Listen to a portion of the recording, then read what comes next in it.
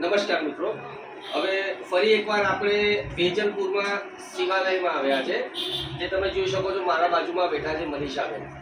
એમને આપણી ફરી એકવાર આઈસીસી કંપનીની ઓર્થોટોનથી એક ખૂબ જ સારું રિઝલ્ટ મળ્યું છે અને એમના રેફરન્સથી એમના બ્લોગમાં ઉપર બીજી ત્રણેક એમને મારી જોડે અપાવડાવી છે. મનીષાબેનના મોઢે આપણે સાંભળીએ કે આ વસ્તુ કેવી છે, આનો પાવર આયુર્વેદિક વસ્તુ છે, એમના જ મોઢે સાંભળીએ. મનીષાબેન, હવે વસ્તુ શું છે, શું પ્રોબ્લેમ હતો, તમે કેમ આવી હતી?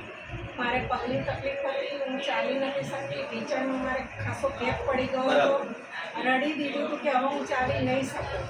પણ મને ઘણો ફરક લાગે છે. આ દવાથી દવા મેં લીધી છે, ગળી ઘણો ફેર પડ્યો છે અને હું બીજાને પણ સલાહ આપું છું કે આ દવા ગળે એનાથી તમને ફેર પડે ને લાભ થાય. એના માટે હું વિડીયો તમને શેર કરું. અને મનીષાબેન, હું કહું આની અંદર કોઈ સાઈડ ઇફેક્ટ તમને થયો? મને કશું સાઈડ ઇફેક્ટ નથી થયો, પણ આ ભાઈએ કીધું એ પ્રમાણે ખાટી વસ્તુ નથી ખાતી. બરાબર. ખાટી વસ્તુ નથી ખાવાની, એના માટે પણ તમારે ધ્યાન રાખવું પડે. બરાબર. તો તમને દવાનો લાભ થાય.